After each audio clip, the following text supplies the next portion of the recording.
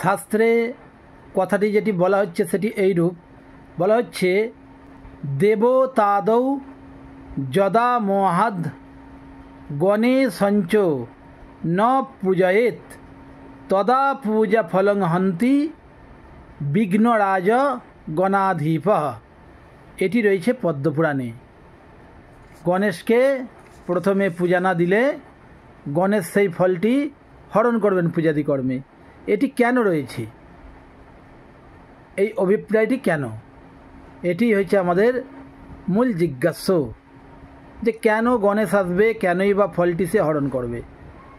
আসলে এখানে বিশেষভাবে একটি জিনিস আমাদের জানার প্রয়োজন, সেটি হচ্ছে এইরূপ, আমরা যখন যজ্ঞাদি কর্ম করি সেই যজ্ঞাদি কর্মে বিশেষভাবে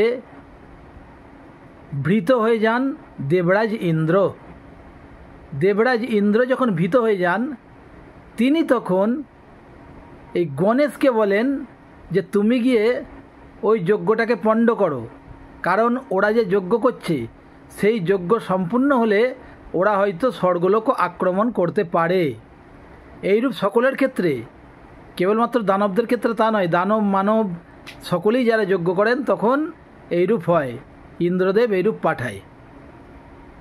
যার জন্যে গণেশ তার সাঙ্গ পাঙ্গ ইন্দ্রাদি 10 দিকপাল যে রয়েছে, এই যে 10 দিকপাল রয়েছে, এদেরকেও কিন্তু গণেশ কিন্তু তখন বলে যে তোমরাও চলো।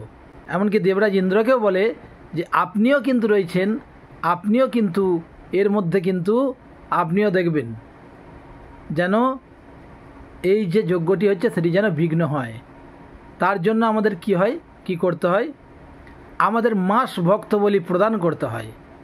এই মাস ভক্ত বলি কেবল ভূতেদের উদ্দেশ্যেই নয়, গণেশ যখন আসেন তখন ভূত প্রেত সবাইকেই নিয়ে আসেন।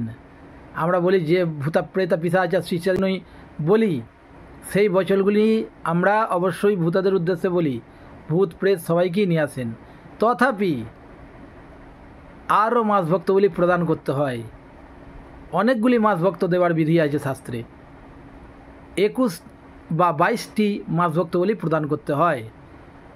যে ইন্দ্রাদি 10 দিকপাল আছে তাদের জন্য, গণেশের জন্য, ইত্যাদি ইত্যাদি ভূতেদের জন্য মাস ভক্ত বলি প্রদান করতে হয়।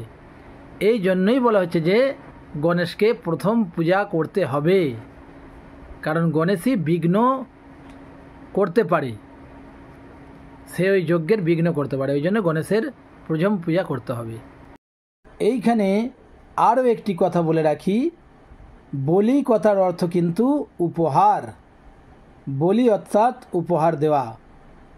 এই যে এনাদেরকে উপহার দেওয়া হলো, গণেশকে, যেসব ভূতগণ আসছে তাদেরকে, ইন্দ্রাদি 10 দিকপালকে, সেই উপহার পেয়ে তারা প্রীত হলো এবং যজ্ঞটি যাতে সুন্দরভাবে সুষ্ঠুভাবে পরিচালনা হয় তার জন্য তারা আর বিঘ্ন সৃষ্টি করলো না।